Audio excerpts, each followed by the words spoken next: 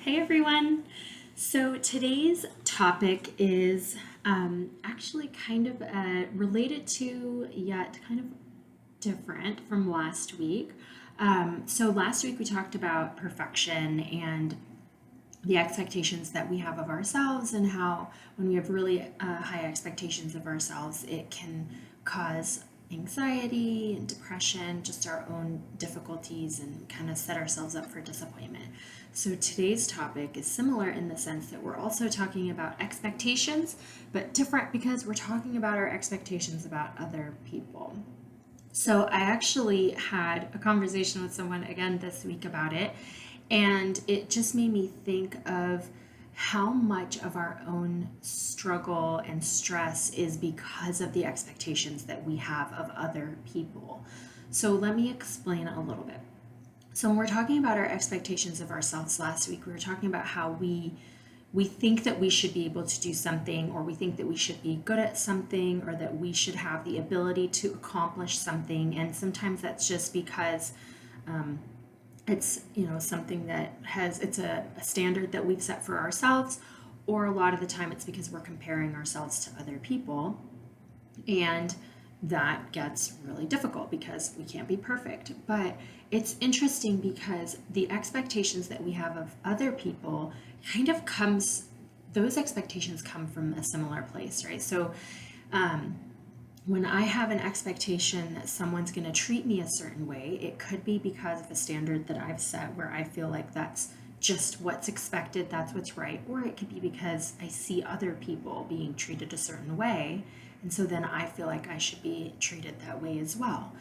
And there are so many details that we could get into about why we expect things of other people the way we do. Some of it could be related to the past, it could be related to whether it's childhood or teenage life, or early adulthood. It could be related to trauma, it could be related to watching movies as a small child and just getting an expectation of a relationship, that's what Hollywood's version of a relationship is, and so that's my expectation of my relationship.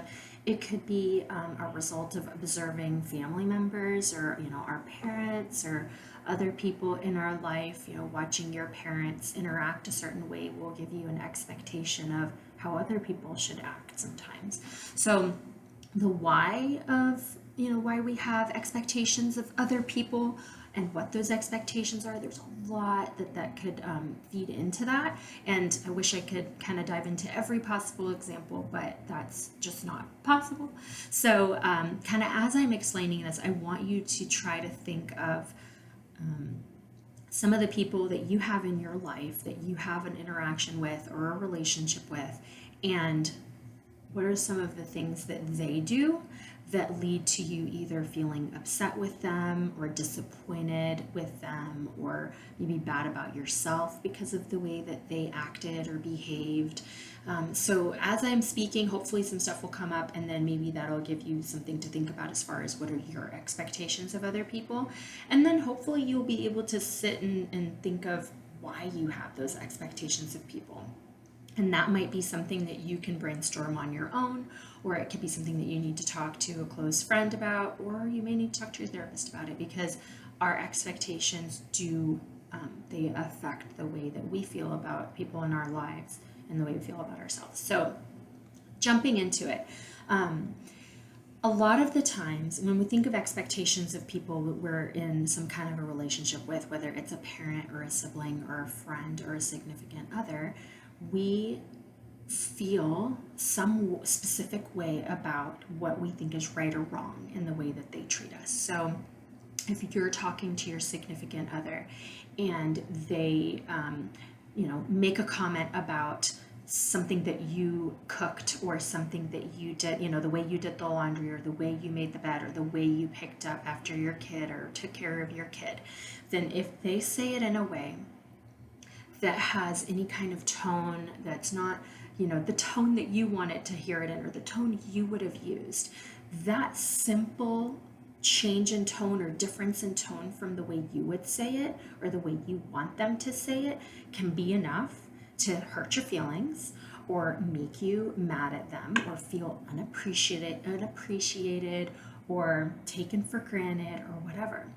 And so when we have a feeling or a reaction to the way that someone treats us or talks to us, typically it's because you have an expectation, or I have an expectation, that the way they did it was not okay.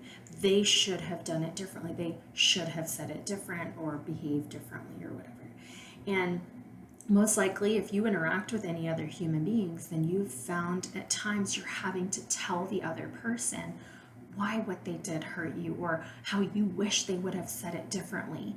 And that's just part of communicating with other people. We have to tell people how we feel, or else there's no way for them to know. But a lot of the times we don't express it in a way that communicates, hey, I expected you to do something. You didn't meet my expectation, so I'm mad at you. Instead, we're just mad. We're just like, well, that was rude. Why would you say that? How could you say that to me? You don't appreciate what I do, all those things. So then what the other person does is they hear this emotional outburst or this strong expression of emotion, and then they get defensive and they're like, well, yeah, I didn't know, you didn't tell me, blah, blah, blah. Or like they just want to start defending their part instead of sitting there being like, oh, shoot, I'm sorry. I didn't mean for it to come out that way. Or, of course, I didn't mean to hurt your feelings. I would never do that. So it turns into this argument when the only reason it turned into an argument is because the way that you communicated about it was not clear. Now, we can go into communication, and we're probably going to have to come into that pretty soon, the topic of how to say things. I really wanted to actually do an episode about that. Make a mental note of that. But for the sake of this conversation, it's more about the belief behind what you're saying or the expectation of it, right? So if I, let's say on a different example, if I have a friend that I'm, keeping in touch with through text or something like that, and if I send a text to my friend and my expectation is that they're going to text me back within the next hour, then if they do text me back within the next hour, then my expectation is met and I'm happy. If they don't text me back within the next hour, then I'm going to feel disappointed or hurt, or maybe start wondering, well, do they care? Are they interested? I just told them this thing that was really important to me. Why aren't they responding? They don't actually care about me. Maybe they're not a good friend. Like, I could spiral down that completely if I wanted to, or if I had the kind of anxiety that created that spiral. But if my expectation is more realistic and it's like, hey, my friend has a life, has a kid, or has a job, and she or he, they might get back to me within an hour, or I may not hear from them till tomorrow. And it's not going to be because they don't care about me. It's not going to be because I'm not a friend to them, or they're not a friend to me. It's because they have other things going on in their lives and they just didn't get to it. Now, by changing my expectation, I'm not disappointed. I'm not hurt. I may feel a little bit of a disappointment because, like, oh, I'd really like to talk to them today, but I'm not going to have this deep disappointment or rejection or abandonment feeling because my expectation wasn't met. So, simple example that can be applied to absolutely everything. If I have an expectation that I'm going to be I don't know, like if I walk into a room and I expect that, if I'm meeting people for the first time and I don't know anyone there, like walking into, I don't know, a training, or just if I'm walking into my son's school and I don't know any of the other parents at the parent teacher association meeting or whatever, then if my expectation is I'm going to walk in and someone's going to come talk to me and they're going to introduce themselves to me and then we're going to get to talking. Okay. That's a realistic expectation. I'm going to walk in, people are going to see me, they're going to talk to me. But if I wait and that's my only expectation is that someone needs to come talk to me and then someone doesn't come talk to me, then I could sit there and start feeling really bad about myself, feeling like, I don't matter. No one's interested in me. People saw me and they're ignoring me because they already are judging me. They don't like the way I look, or they don't like the way I'm dressed, or I don't fit in.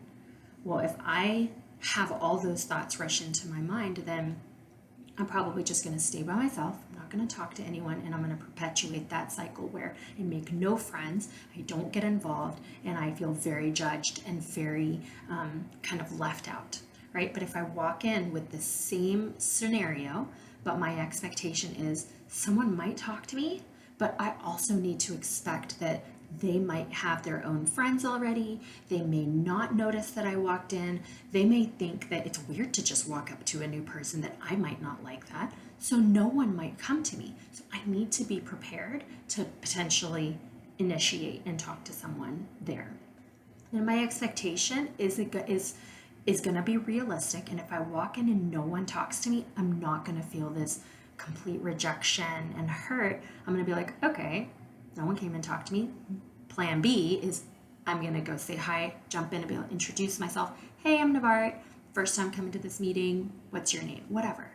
I'm going to then put myself in a situation where I take some control and I have realistic expectations of the situation. I won't be upset. I won't be disappointed. Everything will go well, hopefully.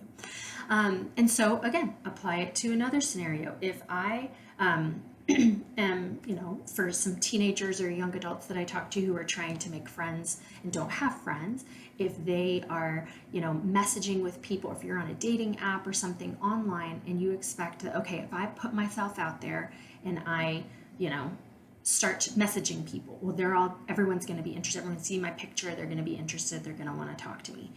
Well, if that is my expectation, then realistically, it's probably not going to happen. There's millions of people online. Not everyone's gonna see your stuff or be interested in you, whatever. Some people might, some people won't. It's really hard to meet people online sometimes. So if your expectation is that you should be able to immediately make a friend or immediately meet someone on a dating app and it doesn't work out, or the people you meet, they kind of are weird and they're, not someone you're interested in, or not attractive, whatever, then if your expectation is that it should work really quickly, then you're going to be disappointed. But if your expectation is that it might take some time, it may go quickly, it may not. It may take me a while to find someone that I like talking to, or it may take me some time to find someone who is compatible with me. But again, that mindset, the way I go into something, the expectation I have of other people makes a big difference. So bring it back to something more close to home, more personal. If it's the relationship that you're in, I wonder how many of you, or how many of people listening feel like their significant other or their spouse knows what their expectations are at home or in the relationship.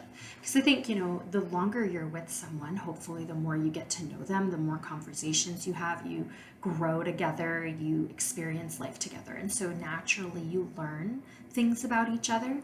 But it's amazing how many people still do not know what the other person wants, or what the other person expects, or what the other person needs. I have conversations with couples all the time where we're having basic conversations about their personalities and their interests and what can you do together that you'd both be interested in. And there's a lot of question marks sometimes around, like, well, I don't know what they like to do. I don't know what they listen to, on what kind of music they listen to, or kind of shows they watch when we're not together. And that's fine. You don't have to know everything about each other. But if you can't even name the kinds of music that your significant other listens to, or the people that they enjoy talking to, or the people they follow online, whatever, then chances are there are also going to be thoughts and feelings they have that you don't know, and vice versa. If I don't tell you what I want or what I need and what my expectations are, then how can I really realistically expect you to meet them? But there's this gap in communication where we don't tell each other what we want and what we need, and then we still get upset when our needs aren't met.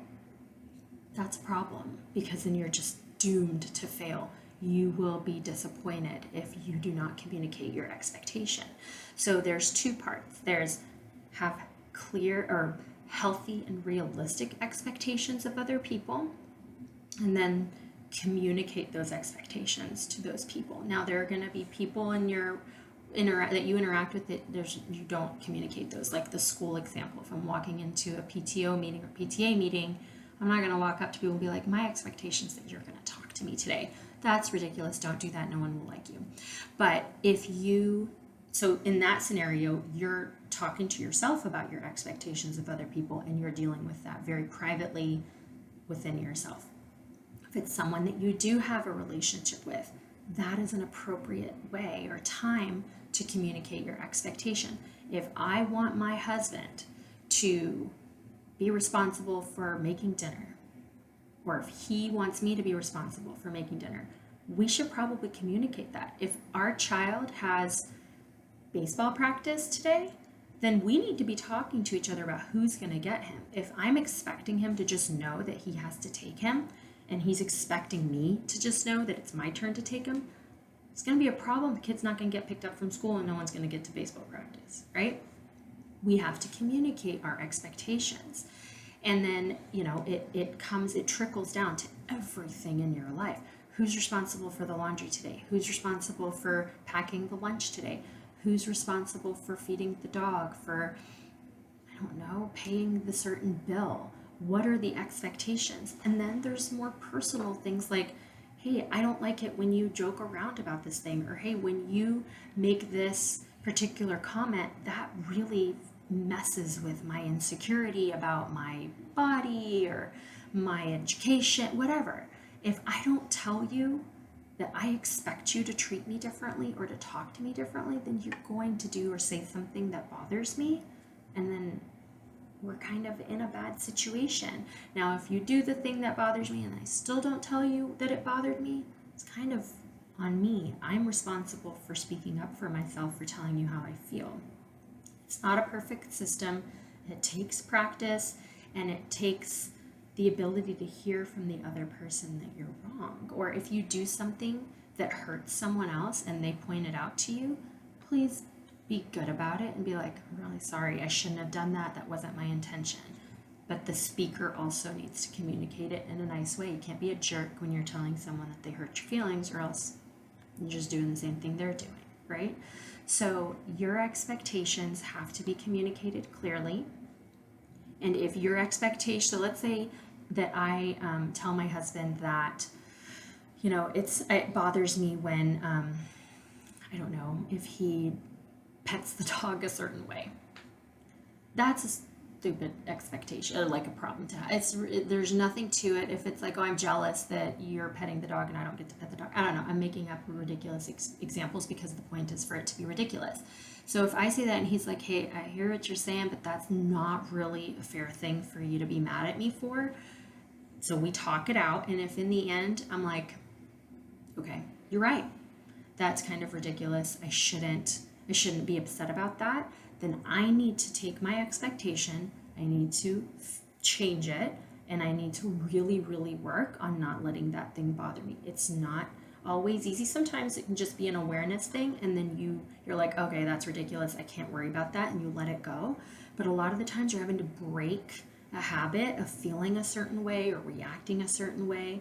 And once you can break that, then your expectations become healthier. But you have to have the opposite. So if my expectation is, hey, I don't like it when you pet the dog because I get jealous, then, okay, my more realistic expectation is, you can pet the dog, doesn't take away from how you feel about me, right? So I've corrected it, I've reframed it, and I've made it more realistic in my head, and now I can look at you petting the dog and not feel sad about it, okay?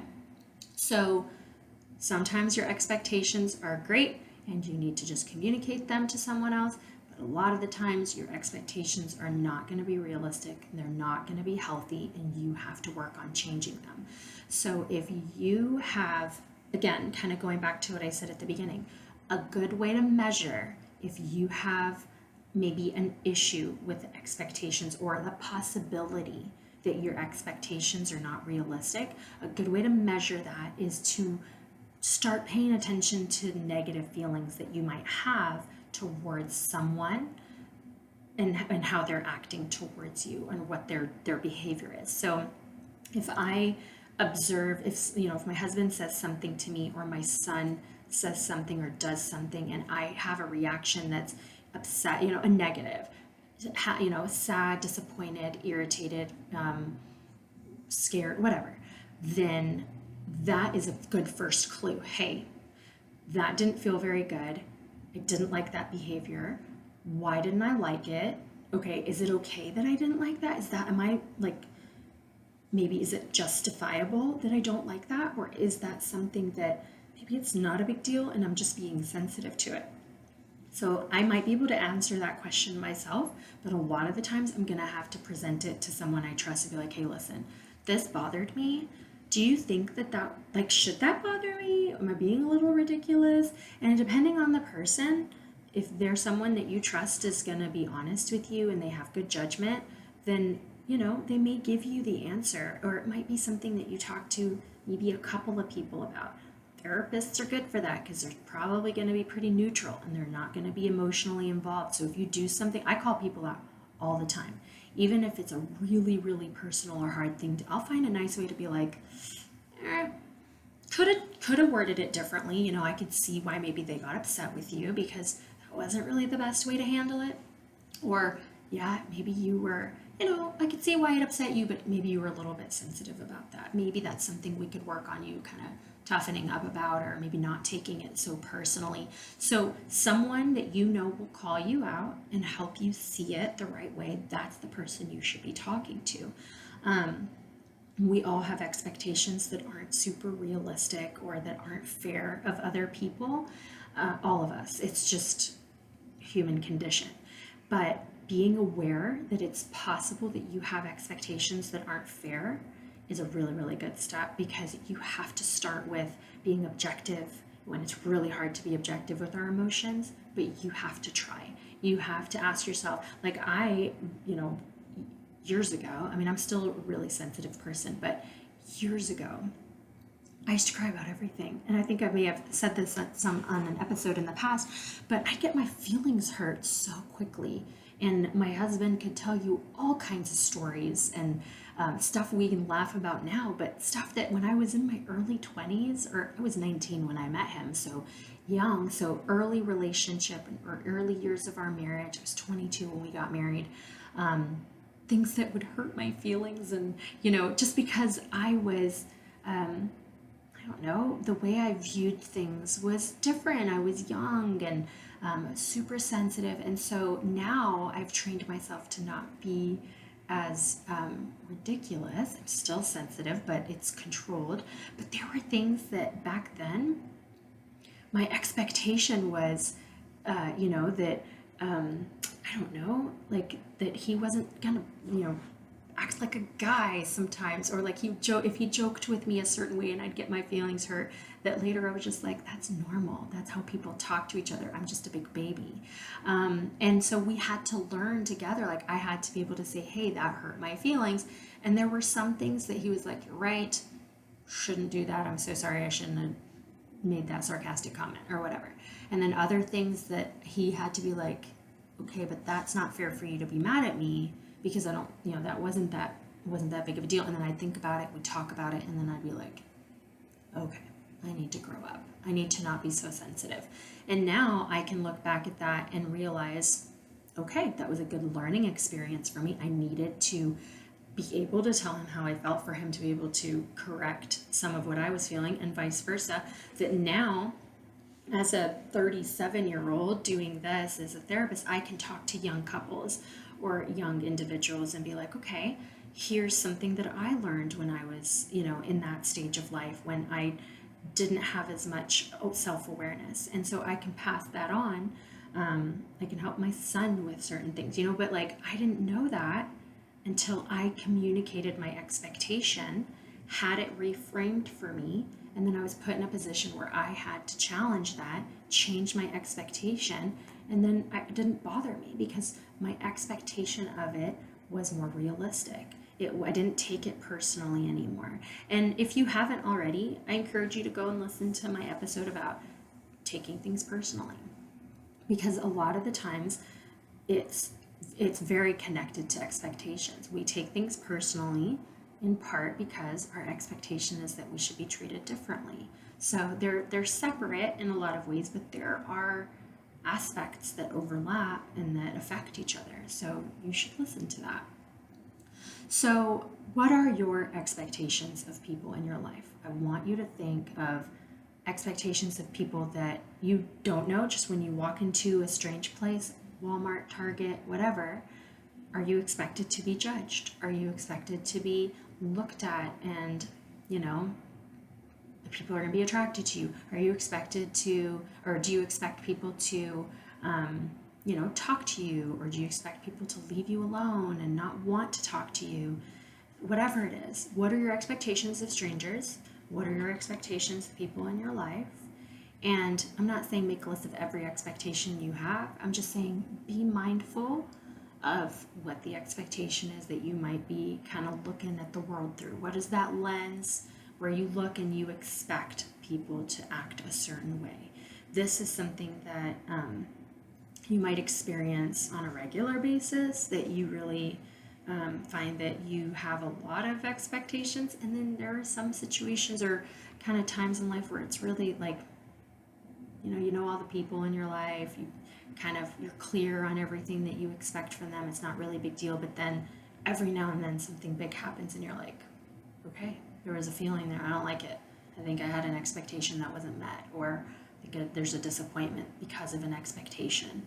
So just kind of pay attention to it, and then you can apply it to more general things, like we're disappointed with things that happen in the news, or disappointed with things that happen, in the weather or whatever. And that's obviously, you can't change your expectations of the weather, but I want you to be aware of how maybe your mood gets so impacted by these things that are out of your control. If you're expecting to go, on an outing today into the zoo, and it rains, and you're so disappointed and you're so upset. Well, your expectation was that you were going to have a pretty day, and now that got literally rained on, and it's sad and you're disappointed. Well, maybe it's a good idea to think of things in a way that's like kind of like preparing yourself every day. Hey, here's this thing I want to do. Chances are it's going to go exactly as planned. But there's always the possibility that things could change. There's always the possibility that my plan is going to somehow fall through, or I won't be able to do the thing I'm really looking forward to. And so I think if you have this balanced perspective, a balanced mindset, that we're hoping for the good, but we're prepared if something bad happens, then it's easier to adjust. It's easier to deal with it. It still sucks and you'll still be hurt or disappointed, but it ties into that personal thing. You may not take it as personally when things don't go well. So again, check out that episode. I think it'll help you understand what I'm saying a little bit more, and the examples I'm pulling on. But be prepared for things to not go your way. It helps you just live a more balanced life. And again, be mindful of your expectations of people. Be mindful of your expectations of family members, or of the things that you're looking forward to doing. Just be mindful of it. So I'm going to wrap up here, and I hope that this helped you kind of raise some awareness to some of your perspective and expectations of people. If you haven't already, please follow me on social media. You can find me on Facebook and Instagram and LinkedIn, and then my website is navarrewilborn.com. All the links to social media, everything is on there. All the episodes are on there, the video and the audio. So please follow me on those. And I hope you guys have a great rest of your day. Bye.